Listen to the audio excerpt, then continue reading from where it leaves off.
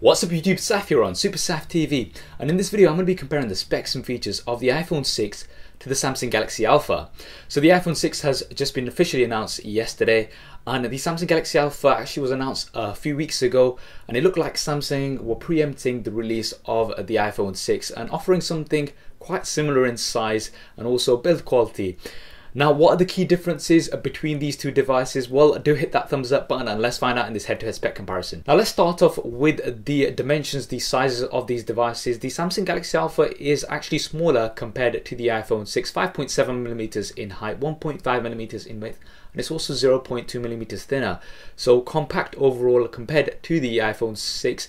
Both are very thin. I mean, the iPhone 6 is 6.9mm, whereas the Samsung Galaxy Alpha is 6.7mm thin. These are some of the thinnest smartphones out there at the moment, definitely going for that compact factor.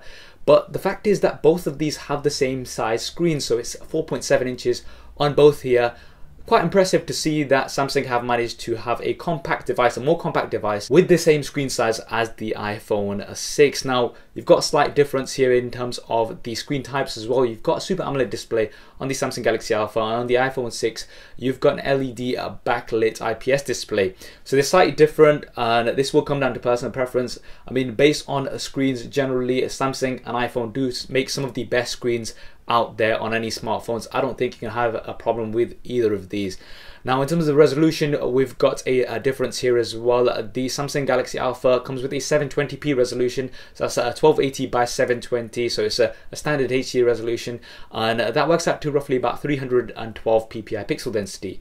With the iPhone 6, they've gone for a 1334 by 750 resolution, so it's slightly higher than 720p, but it's not a standard format. I mean, would have liked them to have kept it even to a standard HD format. But they've done this to maintain a 326 ppi pixel density, which is on the iPhone 5 and on the iPhone 5S.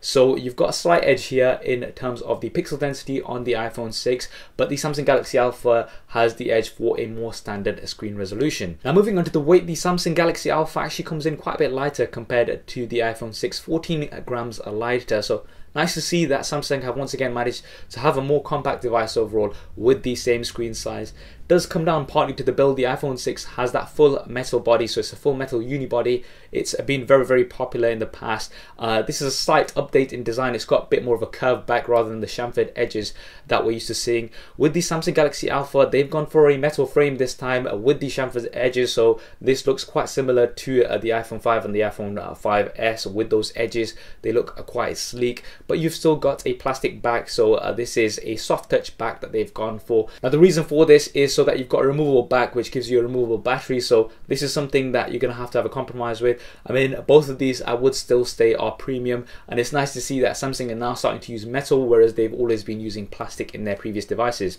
Now, moving on to the internals, the Samsung Galaxy Alpha has an octa-core processor, so that's 4 at 1.8 GHz and the other 4 at 1.3 GHz. And this is quite high in terms of performance. It was performing higher than the Samsung Galaxy S5 and things in terms of benchmarks. Now, the iPhone 6 comes with the Apple A8 processor. That's believed to be at 1.4 GHz dual core. Now, this is going to come down to usage. We're going to have to put these side by side because they use different operating systems which require different specs. So I know for dual core to octa core, it would give the Samsung Galaxy Alpha the edge, but we'll have to put these hands on. Plus, the iPhone 6 has a 64-bit processor, so we will have to put these side by side in terms of seeing the real day-to-day performance. You've also got the M8 motion coprocessor on the iPhone 6, which measures motion data separately from the main processor, so it doesn't wake up the main processor. In terms of RAM, you've got 2 GB on the Samsung Galaxy Alpha. You've got 1 GB of RAM on the iPhone 6. Once again, this will matter in terms of day-to-day usage, and because you've got different operating systems, so multitasking and things, we will have to check these out. In terms of storage options available, the Samsung Galaxy Alpha only comes in the 32GB version. They've not mentioned any other versions as yet. With the iPhone 6, you've got 16, 64 and 128GB version, so you've got a lot more variety here on the iPhone 6. Surely you're going to have to pay different prices for these, that goes without saying, but the fact is that you've got a few more options. With the Samsung Galaxy Alpha, you only have the 32GB version. Now, the other thing is that neither of these have expandable storage. Now, this was a surprising move from Samsung, because most of their devices have a micro SD card slot. You don't have one here on the Samsung Galaxy Alpha, so you are going to be stuck with that storage of 32 gigabytes. A bit of a surprising move. Maybe they've done this to keep the device a bit more compact. I'm not too sure. And moving on to the cameras, the Samsung Galaxy Alpha has a 12 megapixel camera, whereas the iPhone 6 has an 8 megapixel camera. So you've got a slight advantage in terms of resolution here on the Samsung Galaxy Alpha. Both of these use phase detection, autofocus, so fast, super fast autofocus that you're going to be getting on both devices. The Samsung Galaxy Alpha also has real-time HDR, which is a new feature that Samsung are offering, which lets you see the HDR results before you take the picture as well. So it's going to be live. That's for video as well as images, which is quite nice to see. And with the iPhone 6, you have that True Tone flash, so you've got those dual LED flashes at the back, so they fire off in different combinations to give you some better skin tones. So this we will have to put side by side. In terms of video, the Samsung Galaxy Alpha can film up to 4K, so that's 2160p at 30 frames a second. You've got slow motion as well, so you've got 720p at 120 frames a second as well. Now with the iPhone 6, you don't have 4K. This is something we wouldn't have expected Apple to do anyway. You've got 1080p at up to 60 frames a second, but you've got 720p at 240 frames a second. So very, very nice here, having that super slow motion. I mean, the slow motion on the iPhone 5S was absolutely great, so they've definitely improved this on here. You've got double the slow motion. You can get some great footage on here, I've got no doubt. I'm really looking forward to checking this out on the iPhone 6. In terms of the front-facing cameras, the Samsung Galaxy Alpha has a 2 megapixel front-facing camera, which is capable of filming 1080p HD. With the iPhone 6, they've still stuck to a 1.2 megapixel front-facing camera that's capable of filming 720p HD. Now, would have liked to have had a larger resolution on the front-facing camera of the iPhone 6, especially with all of that selfie craze that's out there at the moment, but they've stuck to a 1.2 megapixel front-facing camera. It's supposed to be improved in low light, and you've also got burst mode and some new features which should help out there, but I would have liked to have had a slightly larger resolution with a 1080p video. Now the operating systems, the Samsung Galaxy Alpha is going to come with the latest version of Android, KitKat 4.4.4 out of the box, and it's going to come with the TouchWiz skin on top. Now this has its own advantages and disadvantages because of that skin, so you're not going to be getting updates directly from Google, but at the same time you're going to be getting some of those Samsung features. Now with the iPhone 6, you're going to get iOS 8, which is the latest version. You're going to be getting the updates directly from Apple as well. Now in terms of which is better, this is down to your personal preference, whether you prefer iOS or whether you prefer Android. I mean, both of these have come a very long way, and it definitely does come down to personal preference.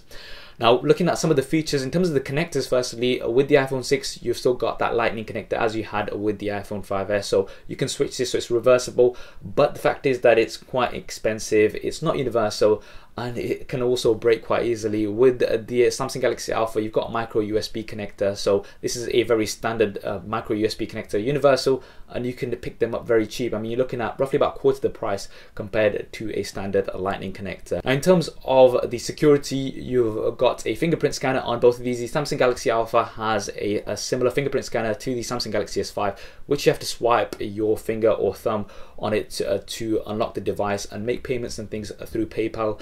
But with the iPhone 6 you've got Touch ID, so for me Touch ID definitely gets the edge here because you can use it in any angle, you don't have to swipe, so it's definitely more accurate in my experience of using the iPhone 5S as well as the Samsung Galaxy S5.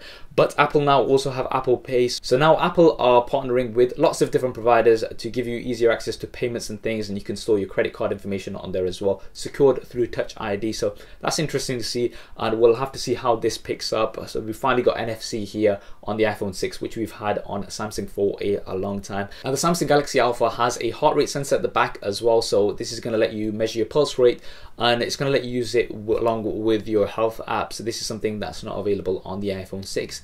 Now looking at the batteries, the Samsung Galaxy Alpha has an 1860 mAh battery, which is removable. The iPhone 6, they've not confirmed the exact size of the battery, but we would expect it to be roughly about the 1800 mAh mark.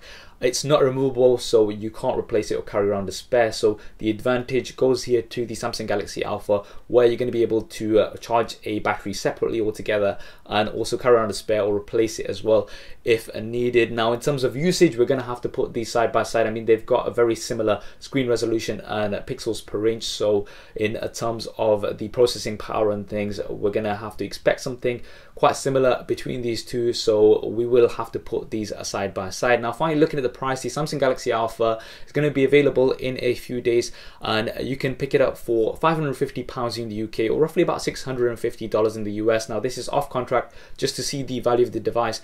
Now with the iPhone 6, it's going to be starting at £539, or around about $650 in the US. Now that's for the base 16GB model, and the prices go up for the other storage versions as so. So for the base models, you are going to be looking at a similar price, the 16GB model on the iPhone 6 and the 32GB model of the Samsung Galaxy Alpha. So you're going to be getting a little bit more storage for the base model at a similar price. So there we have it, the Samsung Galaxy Alpha versus the iPhone 6. Those were the key differences between the two. Overall, it looks like Samsung have definitely gone directly for this market. They want to really capture some of the iPhone 6 market by offering a smaller device with the same screen size, and they've also gone for a bit more of a premium build. Do you think Samsung have done enough to sway some Apple users from the iPhone 6 to the Samsung Galaxy Alpha? Do drop me a comment below and let me know your thoughts. I hope you enjoyed this video and found it useful. If you did, as always, please do hit that thumbs up button for me. It really does help me out. I want to subscribe to the channel. I've got plenty more content coming up on here.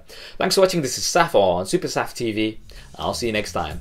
If you want to see more regular videos like this one, then be sure to hit the subscribe button, which will be below. If you're on a mobile device, it may be somewhere else. If you want to see my previous related video, then hit the link right here. If you want to stay in touch over Facebook, Twitter and Google+, then all of the addresses will be there somewhere, as well as direct links in the description below. Okay, if you're still watching, then that means you've not done one of those things, so no. Yeah. Anyway, I'm just gonna go downstairs. See. Okay. There isn't really a downstairs. Anyway, so yeah.